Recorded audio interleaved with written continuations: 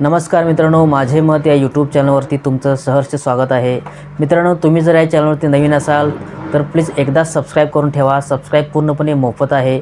तुम्ही जर एकदा करून ठेवला की परत तुम्हाला करण्याची गरज नाही, तुम्हाला आपोआप व्हिडिओ पाहता येतील। तर मित्रांनो, आजचा आपला चर्चेचा मुद्दा आहे शिवसेना उद्धव गट, राष्ट्रवादी शरद पवार गट व काँग्रेस यांना मित्रांनो खरंच लोकशाही व संविधान वाचवायचं आहे का, हा प्रश्नचिन्ह निर्माण होते। एक गोष्ट अशी दिसते की ते फक्त असं म्हणत आहेत की लोकशाही धोक्यात आहे, संविधान बदलणार आहेत, असं इमोशनल ब्लॅकमेल लोकांना करून त्यांना फक्त मतं कसं मिळतील ह्या दृष्टिकोनात त्यांचे त्या अजेंडा चालू आहे। तर मित्रांनो, एक गोष्ट लक्षात ठेवा, जर त्यांना खरंच लोकशाही व संविधान वाचवायचं असेल तर त्यांनी काही करून किती तडजोड करून वंचित बहुजन आघाडीला सोबत घेतले असते मित्रांनो, हे लक्षात ठेवा। पण त्यांना ते करू शकले नाही। त्यांना बाळासाहेबांचा लढा हा गोरगरीब वंचित समूहाचा होता। ते असं म्हणत होते की प्रस्तावित व विस्थापित असं दोघांना एकत्र करून गोरगरीब जनतेसुद्धा सत्तेमध्ये बसूया, असं बाळासाहेबांचं मत होतं। पण त्यांना ते प्रस्थापितच त्यांना महाविकास आघाडीला फक्त प्रस्थापितांचं राज्य करायचं होतं, विस्थापितांचं त्यांना राज्य नको होतं। म्हणून त्यांनी काहीतरी कारण सतत त्यांच्यावर आरोप करून त्यांना बाजूला ठेवलं व त्यांच्यावर आता आरोप करत आहेत की वंचित बहुजन आघाडी आमच्यासोबत आली नाही, ती ए टीम आहे, ती बी टीम आहे, असं ते करत राहतील इथून पुढेही। तर मित्रांनो, ही गोष्ट सांगू इच्छितो की शिवसेनेमध्ये आता 60 ते 70% पक्षच राहिला नाही त्यांचा, कारण त्यातले सगळे आमदार खासदार सगळे भाजपमध्ये गेलेत। तीच गोष्ट राष्ट्रवादीमध्ये सुद्धा अशीच दिसते, त्यांच्यातले सुद्धा आमदार नाहीत, खासदार नाहीत, सगळं अजित पवारने सगळे आमदार खासदार घेऊन भाजपमध्ये गेले आहेत।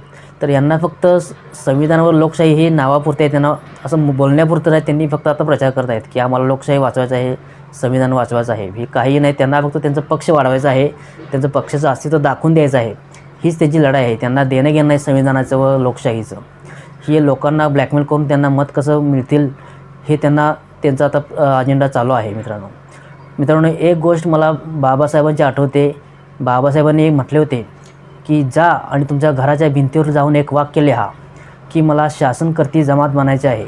आणि तेच वाक्य लक्षात ठेवून बाळासाहेब आंबेडकर बाबासाहेबांचं ते वाक्य लक्षात ठेवून हेच विस्थापितांचं जे राजकारण आहे ते करण्याचा प्रयत्न बाळासाहेब आंबेडकर करत होते। पण त्यांना ते महाविकास आघाडीच्या नेत्यांनी करू दिलं नाही। त्यांना फक्त साईडला ठेवून प्रस्थापितांचं राजकारण त्या महाविकास आघाडीला सगळ्यांना करायचं होतं व बाळासाहेबांवर आरोप ठेवून त्यांना ते बाजूला केले। पण ही गोष्ट बाबासाहेबांचं वाक्य हे बाळासाहेब आंबेडकर पूर्ण करू शकतील, भविष्यात होणारच आहे ते। पण ह्यांच्या नादाला लागून बाळासाहेब आंबेडकर ते कधीच साध्य होऊ शकलं नाही। आता त्यांनी जो निर्णय घेतला आहे तो निर्णय चांगलाच आहे। आम्ही सर्वजण त्याच्या पाठीशी आहे व आम्हाला शासनकर्ती जमात बनायचे आहे। ते बाबासाहेबांचं वाक्य आम्हाला पूर्ण करून दाखवायचं आहे। ह्यांच्यामार्फत ह्यांच्यासोबत राहून ते काय आम्हाला शक्य होणार नाही, तो करू देणार नाहीत। त्यांना फक्त आपलेच घराणेशाही त्यांना वाचवायचे आहे। त्यामुळे ते काय विस्थापितांचं राजकारण त्यांना करायचं नाही।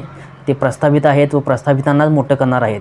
त्यामुळे बाळासाहेबांचा लढा हा गोरगरीब जनतेचा आहे व त्यांच्या पाठीशी सर्व समाज व सर्व वंचित बहुजन घटक त्यांच्या पाठीशी आहे। हे आता सर्व गोष्ट या बहुजन समाजाला, वंचित घटकाला समजले आहे की बाळासाहेब आंबेडकर कोणाचं राजकारण करत आहेत, त्यांना काय करायचं आहे। वंचित समूहाला सत्तेमध्ये बसवण्याचे काम बाळासाहेब आंबेडकर करत आहेत। अनेक गोष्ट सांगण्यासारखी आहे मित्रांनो। ज्या काळात बाबासाहेब आंबेडकर स्वतः उभे राहिले होते त्यांनासुद्धा पाडण्याचा विक्रम हा काँग्रेसचाच आहे। त्यांनासुद्धा बाबासाहेब आंबेडकरांनासुद्धा पाडण्याचं काम ह्या काँग्रेसने केलं आहे। त्यामुळे ही गोष्ट लक्षात ठेवा की बाबासाहेबांना ते पुढे देऊ शकत नाहीत, निवडून देऊ शकत नाहीत। तर हे लोक आत्ताच्या ह्यांना तर काय बाळासाहेबांना किंवा त्यांच्या उमेदवारांना काय निवडून देऊ शकतील, ही गोष्ट विचार करण्यासारखी आहे। भविष्यात कधीही काँग्रेसच्या पाठीमागे न लागता बाळासाहेबांनी स्वतः जर राज्य प्रस्थापित करावं व गोरगरीब जनतेला न्याय देण्याचं काम करावं। आज नाही तर उद्या 100% आपण सत्तेत बसू, ही ग्वाही देऊन मी थांबतो।